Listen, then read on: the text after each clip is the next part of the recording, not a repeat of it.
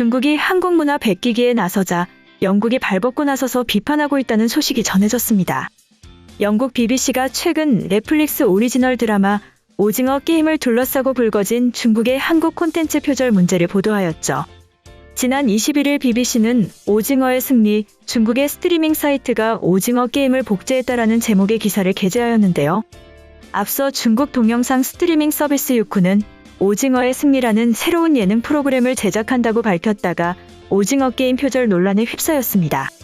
참가자들이 어린 시절 즐겨 했던 게임에 도전하는 모습을 보여준다는 설정이 오징어 게임의 핵심 콘셉트와 거의 같았기 때문인데요. 그뿐만 아니라 유쿠 측에서 처음 공개한 프로그램의 로고 역시 오징어 게임 로고와 완전히 흡사하였습니다.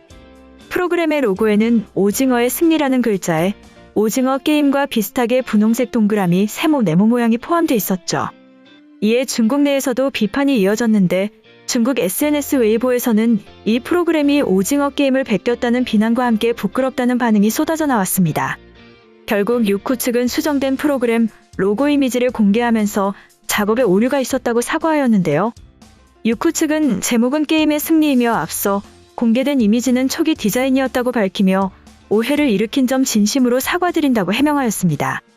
하지만 그동안의 중국의 행보로 생각해 보았을 때 오징어 게임을 그대로 베껴서 만들려다 비난이 일자 급하게 수정한 것으로 판단되고 있죠. BBC는 이 내용을 보도하면서 유쿠의 해명에도 현지 누리꾼들은 비판을 이어가고 있다고 전하였는데요.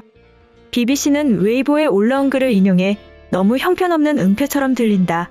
그들은 분명히 오징어 게임을 훔치려고 했다. 왜 우리는 우리만의 아이디어를 내놓지 못하는 거냐? 창피하다와 같은 현지 반응이 나온다고 전달하였습니다.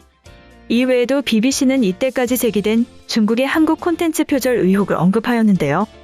BBC는 중국과 한국은 최근 몇 년 동안 문화적 갈등을 겪고 있다. 지난해 중국은 자신들이 김치 산업을 주도했다고 주장해 한국 문화를 훔쳤다는 비난을 받았다고 전달하였습니다.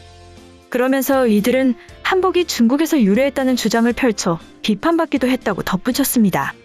또 일각에서 중국 제작사들이 한국 콘텐츠를 표절하는 것은 늘 있는 일이라는 반응이 나오기도 한다고 보도하였는데요. 그 예로 중국의 랩 경연 프로그램 랩 오브 차이나가 한국의 쇼미더머니를 표절했다는 의혹에 휩싸였었다고 전하였죠. 이처럼 중국은 한국을 시기 질투하며 자신들의 문화로 훔치려다 이제는 중국의 뻔뻔한 민낯을 전 세계 사람들이 모두 알게 되었습니다. 그리고 이런 중국의 행보를 저지하기 위해 미국에서는 한복의 날 행사가 진행되었다는 소식이 전해지며 한국 문화를 지키기에 나서고 있다는 소식이 전해졌는데요. 한국 전통 의상을 기념하는 한복의 날 행사가 해외 최초로 미국에서 열렸습니다. 지난 21일 미국 뉴저지 북부의 소도시 테너플라이는 휴일러 공원에서 한복의 날의 기념식을 개최하였죠.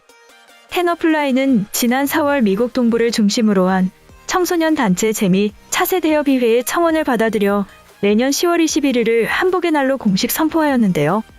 테너플라이에는 한국 이민자들이 적지 않지만 이날 한복의 날 행사에는 현지 주민들의 참여가 두드러졌습니다.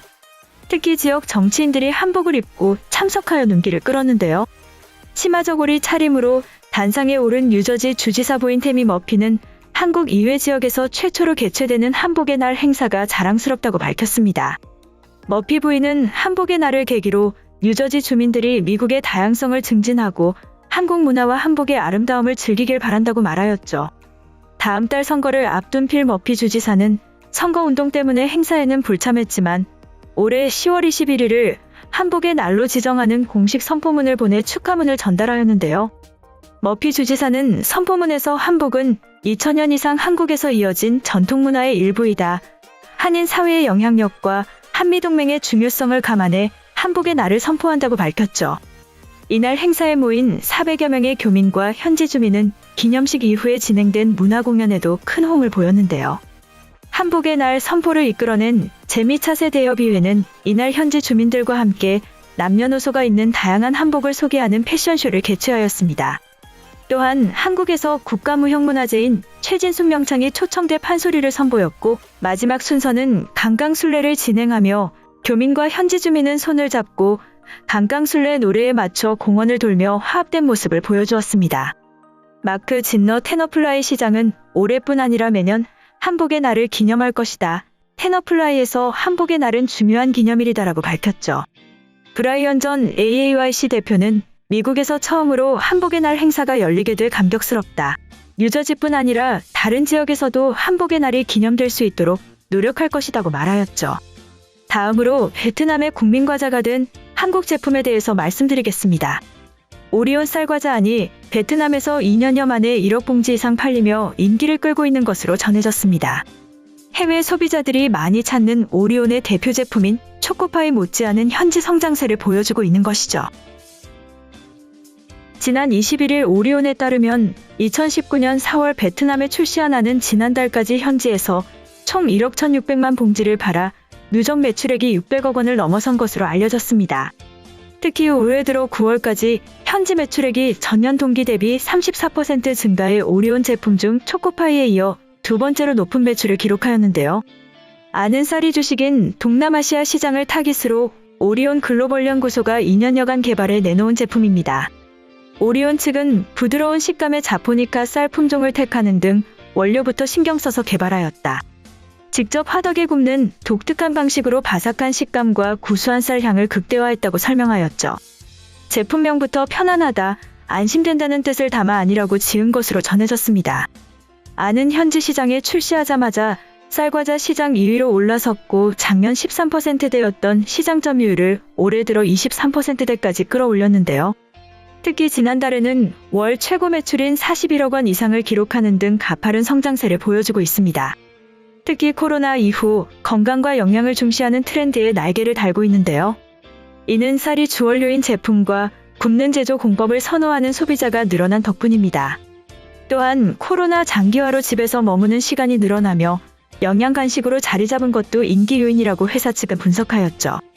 오리온은 달콤한 맛의 오리지널 안을 비롯해 해산물을 선호하는 현지 입맛에 맞춰 김맛, 가스오부시 맛 등을 선보였는데요. 국내에도 지난해 구운 쌀칩이란 이름으로 출시돼 좋은 반응을 얻고 있죠. 오리온은 베트남에서의 인기에 힘입어하는 몽골, 인도, 필리핀, 캄보디아, 남아프리카 공화국 등에도 진출하였다. 연내 미얀마, 인도네시아에도 수출할 것이다. 차별화된 제품력의 안이 새로운 K-스낵 브랜드로 성장할 수 있도록 글로벌 시장 진출을 확대해 나가겠다고 밝혔습니다.